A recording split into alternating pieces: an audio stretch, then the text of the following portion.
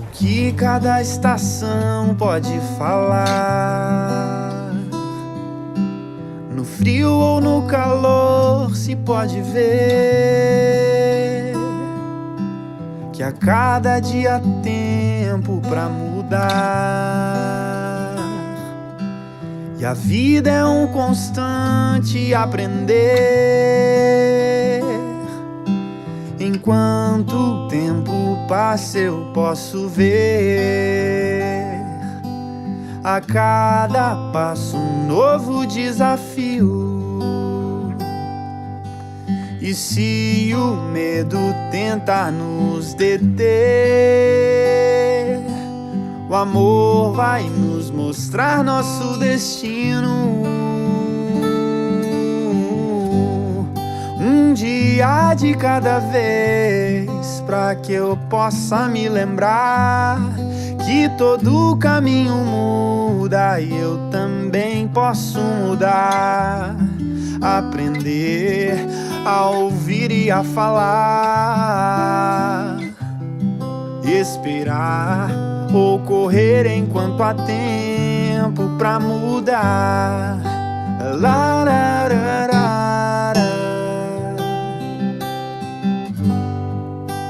La, la, la, la. Mudar às vezes gera certo medo do que se encontrará no amanhã. Sem pressa a vida conta os seus segredos e vai nos ensinando a caminhar.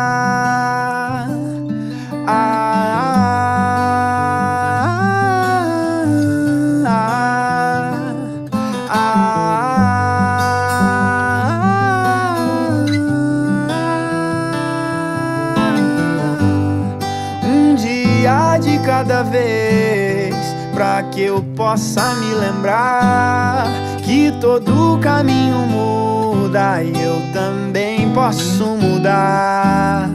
Aprender a ouvir e a falar, esperar ou correr enquanto há tempo pra mudar. Um dia de cada vez, pra que eu possa me lembrar que todo caminho muda e eu também posso mudar. Aprender a ouvir e a falar, esperar ou correr enquanto há tempo pra mudar.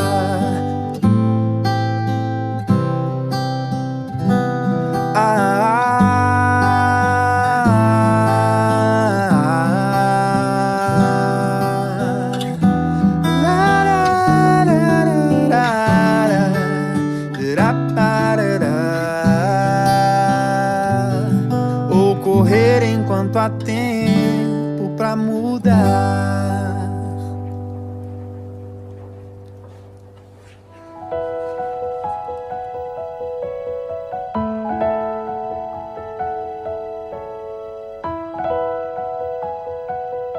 Graças a Deus. Eu lembro de quando você foi pastor ali em Teófilo Otoni, tinha essa coisa de que cada aniversário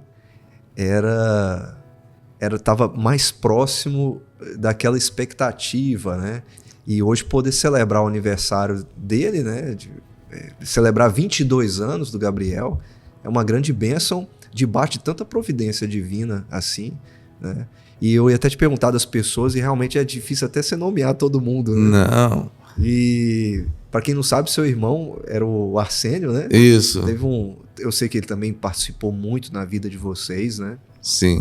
Eu lembro que quando ele faleceu, foi impactante ver a igreja cheia. E eu lembro de você falar algumas coisas nesse sentido, né? Mas de continuar confiando na providência de Deus, né? Acima do que as pessoas poderiam fazer, né, por você. Isso.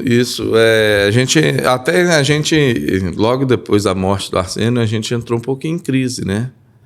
Porque, assim, O Arsênio era um porto seguro para a gente. Até mesmo todo mundo pensa Arsênio, o financeiro. Não, nem era financeiro. Né? Só a estrutura dele ter, por ele ser médico, essas coisas tudo, ajudava muito a gente.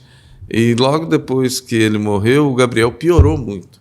E aí desencadeou várias coisas. E um dia eu orando diante de Deus e falando, logo agora, Deus, que eu não tenho esse suporte. E Deus ministrou no meu coração, falou aqui, eu usava o Arsênio, mas eu que continuo cuidando de você. Sim, sim. Né? E isso hoje eu olho para trás e vejo como cuidar de Deus é fantástico na vida da gente. Por causa, muitas vezes a gente confia mais no homem do que naquilo que Deus tem. Sim. Mas, na verdade, todo homem que cuida de outro, é Deus que está usando aquela pessoa para cuidar da gente. Então, assim, o cuidado do Arsênio foi fantástico na nossa vida enquanto ele estava. E o engraçado, a Bíblia fala que os santos, né, ainda pregam, ainda falam, né? Muitas coisas eu consegui para abençoar a vida do Gabriel, de coisas que o Arsênio plantou, coisas que meu pai plantou. Por isso que a lei da semeadura, ela é verdadeira. O que a gente está plantando aqui hoje, talvez a gente não vai colher, mas os nossos filhos podem colher. Sim. E o que eu tenho visto na vida do Gabriel e na minha vida é isso, que hoje eu vivo coisas que o Gabriel, que o Arsênio e o meu pai plantaram. Né? Então, assim, muita gente abençoando a gente, muita gente abrindo portas, né? A gente vendo as coisas que Deus vai abrindo porta, porque outro dia eu estava num lugar e precisando de um atendimento, e uma pessoa passou, você é irmão do Arsênio? Falei, sou. Ah, pá. E aí, de repente, as coisas se abriram, né, para a gente ali naquele lugar, né, por causa do nome do irmão, que já tinha uns 6 anos que ele tinha morrido. Então, vale a pena a gente pensar nisso, né? O que é que você está plantando hoje, o que o seu filho pode colher amanhã, o seu irmão, seus parentes, né, seus amigos. Então, vale a pena. Então, assim, a gente viu muito isso, né? O cuidado de Deus nisso aí. E Deus usa uma pessoa, mas se aquela pessoa, Deus pode usar outras, né? Então, eu experimentei isso, né? Eu falo sempre também, né? Outro dia, não é porque está por aqui não, você pode até rir aí, mas eu falo assim, Deus levou um irmão, né? Que foi o Arsênio, mas ele trouxe para a minha vida o Edmilson, né? O pai Edmilson, que está sempre comigo, me ombreando, caminhando junto, nos mínimos detalhes da vida. Então, são cuidados que Deus vai fazendo. Sim. E isso é importante para nós. Né? Você até, antes da gente começar aqui, né? Para quem não sabe, a gente sempre conversa aqui, né, antes de começar. Você até comentou sobre a participação do Edmilson lá atrás. Isso. A descoberta da doença e tudo mais, né? Isso, né? Quando o Gabriel nasceu, eu era co-pastor do Edmilson, lá em Conselheiro Pena. E aí quem deu todo o suporte para a gente, na descoberta da fibrose cística, tudo, foi o Edmilson. E aí agora, depois de 20 anos, na hora nós vamos chegar daqui a pouco, no transplante, eu era co-pastor do Edmilson de novo. Deus providenciou e ele dando todo o suporte para a gente poder caminhar junto. Amém. Né? Por falar no transplante, né, eu acho que a gente chega num momento agora que a pessoa que está assistindo a gente pode perguntar assim, tá, mas como é que o Gabriel está hoje? Né? E aí aconteceu algo na vida dele que quando eu fiquei sabendo, a primeira reação que eu tive foi assim, eu nunca ouvi falar disso. Transplante de pulmão. Isso. Conta para o pessoal um pouquinho como é que foi esse processo, porque é algo que eu não imaginava. Eu não acho que era impossível fazer, mas eu nunca tinha ouvido falar ainda, até então, né? Como é que foi? E como é que o Gabriel está hoje, né? Mas primeiro começa aí pela essa providência do transplante. Vamos lá. A grande verdade é o seguinte, aí o Gabriel, com aquela medicação, melhorou, ficou 3 anos bons, mas logo depois ele começou a cair de novo, a sua questão de respirar, essas coisas, ficou com dificuldade, e ele viveu 3 anos com oxigênio, respirando através de balão de oxigênio, aquele negócio todo, máquina para dormir, tudo. E ele foi piorando, que chegou um momento que estava muito difícil até para fazer as coisas normais, ir no banheiro, essas coisas, tomar o seu banho, né, essas coisas, cansava muito e muito difícil. E o médico falou, ó, não tem mais jeito. Tudo que a gente podia fazer foi feito. Agora é só um transplante. Gabriel tem que entrar na fila do transplante. E aí a gente mudou para São Paulo. Na verdade, o Gabriel e Fernanda mudaram para São Paulo. Eu e Ian ficamos aqui, para ele poder entrar na fila do transplante. E quando está na fila do transplante, tem que estar morando lá perto, porque a hora que chama, né? Tem que estar pronto. Vai poucas horas, poucos minutos, pouco tempo que tem para poder chegar no hospital, fazer preparação para poder fazer o transplante. Então ele mudou para lá, mas ele ainda estava muito doente ainda, muito fraco. E saiu uma medicação nova que chama Trikafta, que custa 136 mil mês, né? E nós procuramos essa medicação para poder comprar, poder dar para ele. Entramos na justiça, ganhamos na justiça, mas eles recorreram, depois foi para o STF, e está no STF até hoje para ser julgado, né? E tudo, nós estamos esperando até hoje. Mas o que é que acontece? Com o Trikafta, a gente tentou de tudo quanto é jeito e não conseguimos. Mas saiu um genérico na Argentina. Então o que a gente fez? Mais acessível, é 20 mil reais mês. Aí eu vendi meu carro e fui para a Argentina, comprei a medicação, o Gabriel tomou a medicação, deu uma melhorada.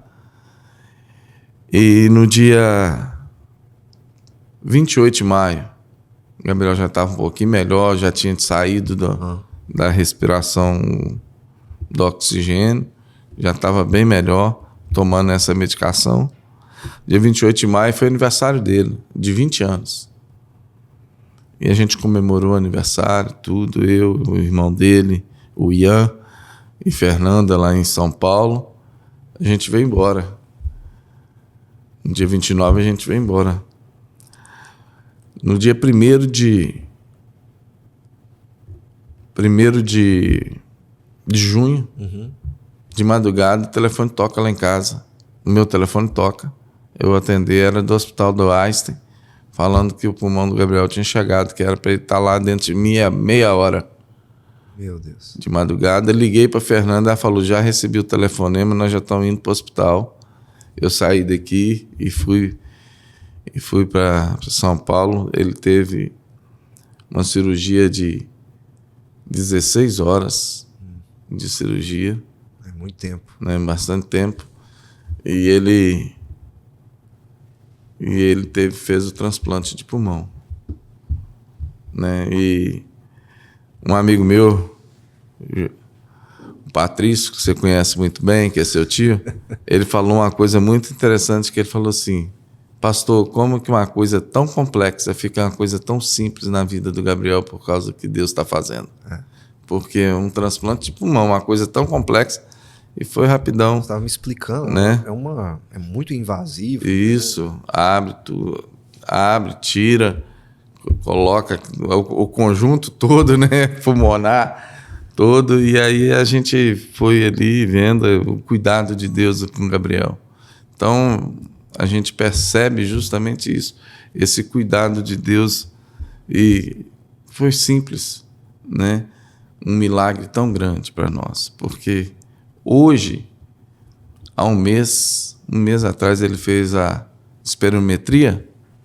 A espirometria dele está 97% de força, né? 97% de força pulmonar. Ou seja, está melhor do que muitos que têm um pulmão natural, né? Então, hoje, aí o Gabriel, benção, o milagre aconteceu via o homem, mais uma vez, né? Deus e vocês tomando tiveram conta. uma outra situação também, né? Depois do transplante, teve um novo diagnóstico de uma outra coisa, não foi? Gabriel, transplantado, voltou para casa. Nós voltamos para casa. Gabriel fez vestibular, passou em arquitetura, começou a fazer na Univale. Ficou 8 meses aqui, sarado, curado. Mas começou a sentir uma dor e foi sentindo uma dor e a gente levou ele para o hospital. E lá no hospital viu-se alguma coisa, fez o exame, tudo. E ele foi diagnosticado agora com câncer, né? Agora, depois de todo esse processo do pulmonar, da fibrose cística, que ele ainda continua com a fibrose cística, né? Ele continua com a fibrose cística, mas não sofrendo as sequelas enormes do pulmonar, porque o pulmão fica intacto agora, porque a fibrose cística ela não é transmissível. Então, o pulmão dele hoje não tem fibrose cística, mas o pâncreas ainda tem, alguns órgãos ainda têm fibrose cística, mas mais leve os problemas. Né? Então, assim, ele estava levando uma vida normal e, de repente, agora volta o câncer, aí ele está com câncer e aí a gente vai dar aquela baqueada de novo, luta, né? Mais uma luta, ver o que o papai tem pra gente, né? É um dia de cada vez, né? Uma luta de cada vez e uma providência também de acordo com as circunstâncias. A providência. E a dependência de vocês, ela vai permanecendo. Essa dependência de Deus, da graça. E o que lutou lá no passado vai dando força para lutar agora de novo, né? Trazer à memória aquilo que pode trazer esperança, né? Mas antes de chegar aqui, deixa eu dar uma volta ali atrás um pouquinho. Uma coisa que foi primordial. Quando o Gabriel estava muito ruim, antes do transplante, rapaz, teve um mover de Deus no meio da igreja que foi espetacular. Chegou um momento da minha vida, eu orava pela cura do Gabriel todos os dias. Todos os dias eu orava de madrugada, chorava diante de Deus e pedia a cura do Gabriel. Lá em Teoflotone, eu lembro disso. Lá em Teoflotone aconteceu um caso muito interessante, que uma mulher teve o filho com fibrose cística, diagnosticado com fibrose cística, e eles pediram para me conversar com ela, para falar que não era aquele negócio todo, para ela não ficar desesperada. E ela veio no meu gabinete e a gente orou por ela. Eu conversei com ela, expliquei, e na hora eu senti o desejo de orar pela criança. Eu perguntei, eu posso orar pelo seu filho? A mulher não era evangélica, não era crente. Ela falou, não, pode, pastor. Peguei o bebê no colo e orei pedindo que Deus curasse aquele menino. 4, 5 semanas depois, ela volta lá no gabinete com um exame, falando que o filho dela não tinha fibrose cística. Glória a Deus. Né? E aí a luta. Poxa. E o meu, né? E o meu. Eu sou pastor, estou na obra. E o meu. Né? Mas com tudo isso, eu vendo o cuidado de Deus, Deus tinha propósito para a vida daquela mulher e para a minha vida. E o meu, aí chegando cá, quando o Gabriel estava muito ruim, eu parei de pedir a Deus a cura. E ninguém acredita quando eu falo por que eu parei de pedir a Deus a cura. Eu parei porque eu fiquei com medo de Deus curar o Gabriel. Antes de falar curar o Gabriel, fiquei com medo de curar o Gabriel. Nós chegamos a ficar, eu e o Gabriel, no hospital só nós dois, média de 68 dias, direto. Sem visita, sem nada. 68 dias, só a Fernanda indo lá de vez em quando. E nesses 68 dias, uma mulher descobriu que eu era pastor. Aí chegou perto de mim e falou assim: pastor, você não acredita no poder de Deus, não? Declara a cura do seu filho e leva ele embora. Eu falei: não, irmã, tá tranquilo. Né? Deixei, tipo assim, né? A minha fé é muito pequena para isso. Aí o Gabriel me perguntou, ele tinha 14 anos nessa época. Ele falou: pai, você acredita que Deus pode me curar? Eu falei pro Gabriel assim: Gabriel, não, eu não acredito não. Eu tenho certeza que Deus pode te curar. Aí ele falou assim: mas pode mesmo? Aí eu falei assim: pode. A Bíblia diz que ele levou sobre si todas as nossas enfermidades. Então deixa eu te falar, Gabriel, te curar às vezes é te levar para a glória. Sim, sim. Aí ele está te curando de vez. Você entende isso? Aí ele falou assim: entendo, pai. Saí dali, porque você falar isso na teoria, sabe, João, é muito fácil. Saí dali, fui pro banheiro, eu chorei igual um menino. Internalizar isso. É, tudo. E explicar isso pro menino de 14 anos, um adolescente de 14 anos, tudo. E chegou essa época que eu parei de orar por causa disso. Porque eu comecei a entender que Deus podia levar meu filho. E fiz uma oração e falei: Deus, não é isso que eu quero. Sim. Mas o filho é do Senhor. É o que o apóstolo Paulo fala de ser incomparavelmente melhor, né? Eu falei: é do Senhor, o Senhor faz o que o Senhor quiser.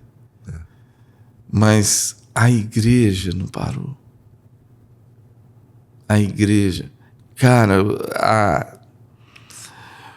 o que nós recebemos de apoio em oração até hoje, sabe? Um missionário do Paraguai me ligou. Cara, do Paraguai, cara, nunca vi. Ele me ligou e falou assim: pastor, quero falar que a nossa igreja hoje, nós vamos separar um tempo de oração e jejum. Um presbitério lá do Espírito Santo, não conheço ninguém lá.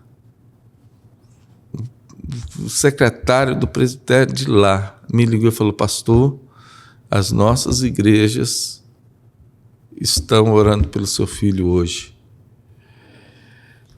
Pessoal de todo o país, daqui de Valadares, então, igrejas tradicionais, pentecostais, assim, foi um mover de Deus. Chegou um tempo que eu até hoje, eu saio no supermercado, eu fico com vergonha, porque as pessoas passam perto de mim e falam assim: pastor Chico, e aí, como é que está o nosso Gabriel? E eu fico olhando para a cara das pessoas e falo assim: quem que é? Quem que é essa pessoa? Eu não sei, é muita gente. Teve esse momento do pessoal se envolver em oração, se envolver em tudo. Foi justamente no momento em que o Gabriel saiu o transplante dele, foi tudo. E tudo isso, voltando aonde você quer, foi diagnosticado agora com câncer. E aí você tem essa nova luta. E continuar na dependência. Essa nova onda de começar tudo. E aí a Fernanda, mas a Fernanda ficou bem abalada. Eu também bem abalado, mas eu tenho que mostrar que eu sou forte, né? Mas o mais forte que deu força para nós foi ele. Manter a fé, né? O que deu força foi ele. Ele falou: pai, foi lá, conversou com a mãe dele: mãe, tá na hora, vamos curtir a vida, né? Vamos aproveitar o tempo que eu tenho agora, né? E aí a gente saiu. No dia que nós ficamos sabendo do diagnóstico, Nós saímos para poder, não comemorar, mas para distrair, né? Viver. Fomos para um restaurante. Eu acho que foi restaurante mesmo que a gente foi, né? E a gente lá conversou, os 4, a família toda. E assim a gente foi lá. Tem levado a vida uma leveza muito boa. E ele foi completar agora 22 anos, dia 28 de maio. Dia 15. Aconteceu uma coisa interessante no dia do aniversário. A minha irmã, a Laurimê, ela tem uns insights que é de Deus. Era aniversário de 22 anos dele. Ela fez 3 bolos. Né? Ela é boleira. Para quem não sabe, é boleira e das boas ainda. Então ela fez 3 bolos.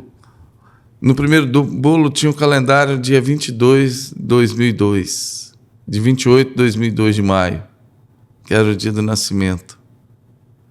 Dia 1º de junho de 2020, 2020, tem 2 anos de 4 anos. 2022. 2022 que ele fez o transplante. Ela fez o 2º bolo. E o 3º bolo, que aí vai para você de primeira mão, ela fez a data dia 15 de maio de 2024. O Gabriel teve o resultado do PET scan em que saiu o resultado que ele está em remissão.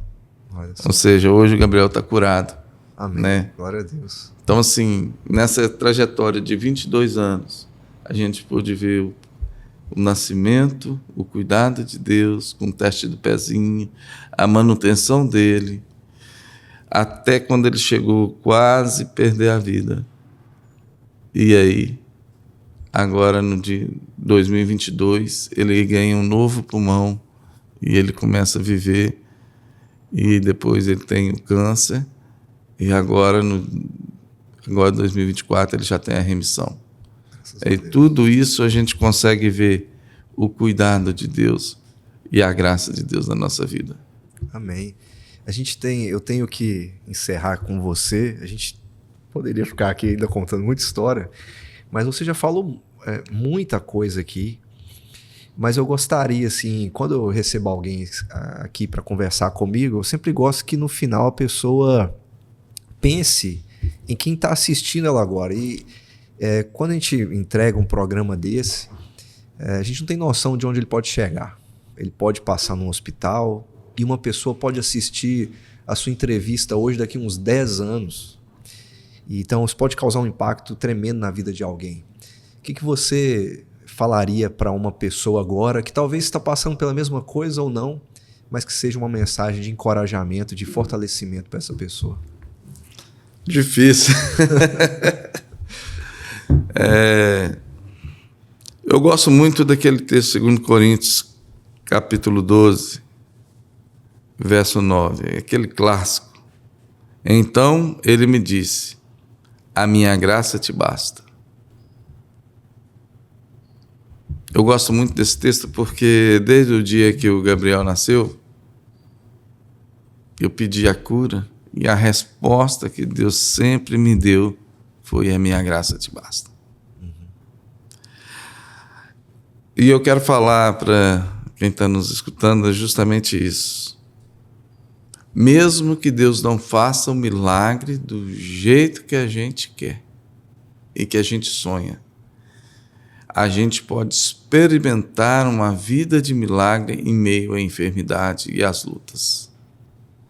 A prova disso é a nossa vida, a vida da minha família. Sempre sonhamos com a cura. Mas Deus mostrou muito mais do que isso, mostrando o cuidado dele com a gente em meio às lutas e às dificuldades. E o que eu posso falar para essas pessoas é isso: procura ver os detalhes que Deus cuida. E Ele tem cuidado de tal forma que a gente nem percebe. E por isso nós precisamos nos tornar. Eu olho para o Gabriel, eu olho para a Fernanda, e a gente conversa muito, eu e a Fernanda, a gente percebe que Quando as pessoas falam assim, não, problema, a gente olha, a gente não tem problema. A gente tem cuidado de Deus com a gente. Sim. A gente percebe o cuidado de Deus. O cuidado de Deus é muito maior do que os problemas que nós temos. E o que eu quero falar para eles é isso. Comece a perceber o cuidado de Deus. Esquece um pouco o problema e começa a ver o cuidado de Deus nesse problema. E o milagre pode acontecer a qualquer instante. Anjos. A Bíblia diz que Deus coloca anjos ministradores a favor dos seus. E anjos Deus tem levantado para poder nos abençoar. Então, que Deus possa estar abençoando a cada um e nunca perca essa visão. Que Deus cuida, Deus está no controle. Ele continua no controle. Mesmo quando a gente olha e pensa que a gente está perdido. Deus está no controle. Então, a gente não precisa de temer.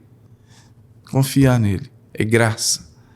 E com Deus no controle, com Deus tomando conta da nossa vida, eu aprendi uma coisa, João, que nós estamos precisando de recuperar. A gente precisa de viver o presente. A gente vive muito no passado ou muito no futuro. Uhum.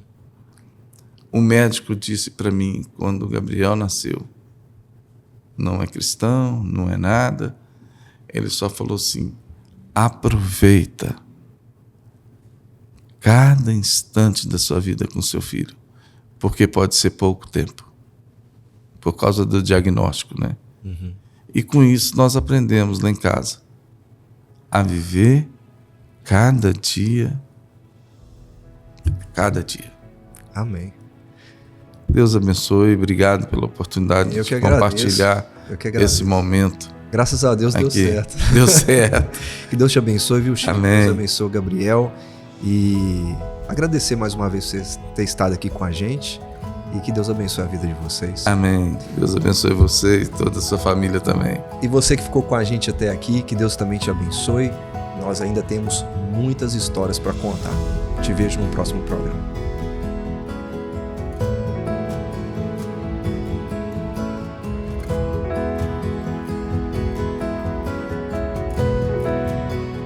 Se o meu coração, incircunciso coração, se quebrar e eu voltar pra Deus tão quebrantado que não tenha nem palavras, se eu recomeçar a andar com Jesus, ouvir sua voz, seguir a Jesus, cada dia é um novo tempo e oportunidade de voltar pra Deus. Se o meu coração, incircunciso coração, se humilhar, na verdade é Deus me convencendo da miséria do pecado. Se eu abandonar a velha ilusão de nunca escutar o meu coração, cada dia é um novo tempo e oportunidade de voltar pra Deus. Volto pra Deus sempre que vejo o tamanho dessa mentira e imaginar a possibilidade de não depender de Deus.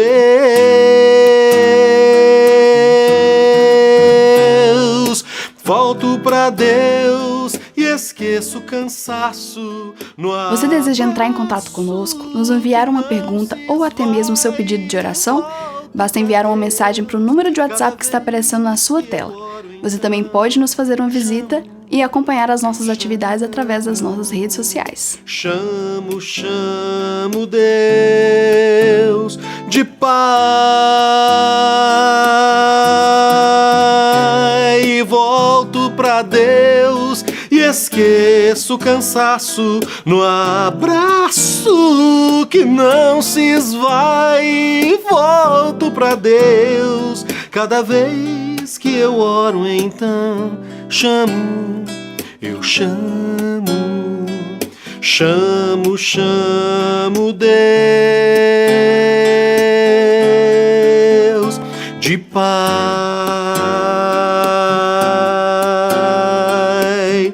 de Pai.